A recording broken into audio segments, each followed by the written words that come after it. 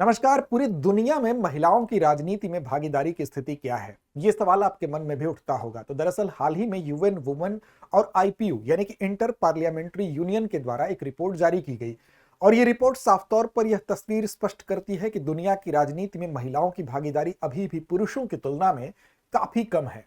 अब महिलाओं की जनसंख्या के अनुपात में अगर उनकी भागीदारी आधे से भी कम हो तो यह जरूर एक चिंता की बात है और आने वाले समय में पॉलिसी मेकिंग के लेवल पर या अन्य राजनीतिक स्तर पर, सामाजिक स्तर पर, सांस्कृतिक स्तर पर जब महिलाओं की समानता की बात होती है तो कहीं ना कहीं यह तस्वीर हमें और ज्यादा बेहतर कार्य करने की ओर इशारा करती है।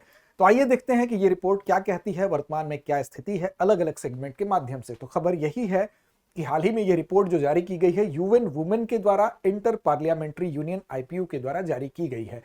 अब इसमें यह कहा गया है कि जो ऐतिहासिक चुनौतियां थी, यानी कि राजनीति में वैश्विक रूप से यह आंकड़ा प्रस्तुत किया गया है, पूरे विश्व की बात हो रही है, केवल भारत की बात नहीं है, कि जो राजनीति में महिलाओं की भागीदारी की बात होती है, जो चुनौती है वो अभी भी चुनौती बनी हुई है। क्योंकि इसमें जो आंकड़ा बताया गया है उसमें यह कहा गया है कि 101 देश दुनिया में ऐसे अभी भी हैं जहां पर महिलाएं, कभी भी कोई महिलाएं शीर्ष नेता के तौर पर वहां पर नहीं देखी गई हैं। तो ये अपने आप में एक बहुत बड़ा आंकड़ा प्रस्तुत करता है। साथ साथ यह भी बताया गया है कि वर्तमान स्थिति अगर देखी तो भागीदारी अभी भी महिलाओं की काफी कम है। देखी जाए तो केवल 28 देशों में ही महिला प्रमुख अभी तक बन पाई हैं। तो इस तरह से विभिन्न सेगमेंट में क्या आंकड़े हैं, एक नजर उन पर डालते हैं। तो देखिए, यहां पर वैश्विक भागीदारी के आंकड़ों में सबसे पहला जो है वो है कैबिनेट के पद की बात की जाएगी। तो कैबिनेट के पद पर अगर देखें तो संसद सीटों पर पहले महिलाओं की बात करते हैं। संसद सीटों पर अगर महिलाओं की स्थिति आप देखेंगे तो संसद सीटों में 27.5% महिलाओं की भागीदारी है, जो कि वर्ष 2025 की तुलना में देखिए तो 27.2% था 2025 में, उससे थोड़ी सी बढ़ी है। लेकिन कैबिनेट में महिला भागीदारी अगर आप देखेंगे तो 22.4% है, जो कि पिछली बार 23.3% था, तो उससे यह कम हुआ है। कैबिनेट पदों पर महिलाओं की भागीदारी घटी है। संसद में जरूर थोड़ी सी बढ़ी है, लेकिन कैबिनेट में महिलाओं की भागीदारी आप देख रहे हैं 22.4% था, जो कि 23.3% जो कि वर्ष 2024 में है उससे कम हुआ है। तो इसमें नकारात्मक संकेत है। संसद सीटों की अगर बात करें तो यहां पर 25.5% 2025 की तुलना में थोड़ी सी वृद्धि दिखाई दे रही है, जबकि 2025 में कितना था, 27.3% था। इसी तरह से स्पीकर के पद पर देखें, अगर पूरे विश्व में जो महिलाएं हैं वो स्पीकर के पद पर कितनी है, तो 19.9% महिलाएं हैं, यानी कि 54 संख्या है। और ये जो 54 संख्या है स्पीकर के पद पर रहने वाली, ये 21 वर्षों में पहली बार इस संख्या में गिरावट देखी गई है। तो ये भी एक नकारात्मक संकेत कर रहा है। साथ साथ अगर अधिकार की बात करें, यानी अगर देखें ऐसे पदों पर जिन पदों पर महिलाएं बैठी हैं, जेंडर इक्वेलिटी मंत्रालय पर 90% महिलाएं बैठी हैं। अब सोचिए, जेंडर इक्वेलिटी की ही यहां पर देखें तो ये उदाहरण प्रस्तुत आंकड़े नहीं कर रहे हैं, लेकिन जेंडर इक्वेलिटी मंत्रालय में 90% महिलाओं के पास ही है। तो दिखावे मात्र के लिए महिलाओं को ये डिपार्टमेंट दे देना ये सोल्यूशन नहीं है। 73% परिवार और बाल कल्याण जो मंत्रालय है वो महिलाओं के पास है, लेकिन क्या उन पर समान तरीके से समान भागीदारी इनकी सुनिश्चित हो रही है, ये आंकड़े इसी ओर इशारा कर रहे हैं। तो मंत्रालयों के वितरण में भी महिला प्रधान मंत्रालय जरूर 90% महिलाओं को मिले हुए हैं, लेकिन यहां महिला समानता इन आंकड़ों में दिखाई नहीं दे रही है। वहीं पर जो पुरुष प्रधान मंत्रालय है, अभी भी आप देखेंगे कि ज्यादातर, जैसे रक्षा हो गया, आपका गृह हो गया, न्याय हो गया, वित्त मंत्रालय, आर्थिक मंत्रालय, जो महत्वपूर्ण मंत्रालय होते हैं, अभी भी उसमें पुरुष प्रधानता बनी हुई है। इन मंत्रालयों में महिलाओं की भागीदारी बहुत कम है। तो ये आंकड़े इस ओर भी इशारा कर रहे हैं। आगे देखिए, अब इसमें राजनीतिक चुनौतियां भी सामने आ रही हैं। राजनीतिक चुनौतियां क्या हैं? देखिए, एक तो ये आंकड़े महिलाओं की राजनीतिक भागीदारी को हतोत्साहित कर रहे हैं। साथ साथ चिंता ये है कि यूएन वुमेन ने ये कहा है कि ये जो चीजें हैं इसमें अगर आप धमकी और उत्पीड़न जैसी चीजों को देखें तो जो महिलाएं हैं, महिलाओं को धमकी और उत्पीड़न भी ज्यादा मिला है। 76% जो महिला सांसद हैं वो इससे प्रभावित हैं, जबकि पुरुषों की अपेक्षा अगर तुलना करें तो पुरुष सांसद इसमें 68% ही वो धमकी या उत्पीड़न का शिकार हो रहे हैं। तो यहां भी महिलाओं को आगे आने में अगर धमकी और उत्पीड़न भी ज्यादा मिल रहा है तो इसका मतलब कि सोशल इंपैक्ट जो है, सामाजिक रूप से उनकी स्वीकार्यता जो है वो भी कहीं ना कहीं प्रभावित हो रही है। अब देखिए, यहां पर अगर देखें सीएसडब्ल्यू सम्मेलन में इस रिपोर्ट को जारी किया गया है। जारी की तिथि क्या है? 11 मार्च 2026 को। और इसमें यह कहा गया है कि इसमें धीमी प्रगति और गिरावट का संकेत है। सीएसडब्ल्यू क्या है तो आप ध्यान दीजिएगा कि commission on the state of women इसका सीएसडब्ल्यू का पूरा फुल फॉर्म है, और ये यूएन का जेंडर इक्वेलिटी फोरम है। तो ये आप याद रखेंगे, ये क्या है? यूएन का जेंडर इक्वलिटी फोरम है CSW। अब इसी के 70वें सम्मेलन में ये रिपोर्ट, इस रिपोर्ट को जारी किया गया 11 मार्च 2026 को।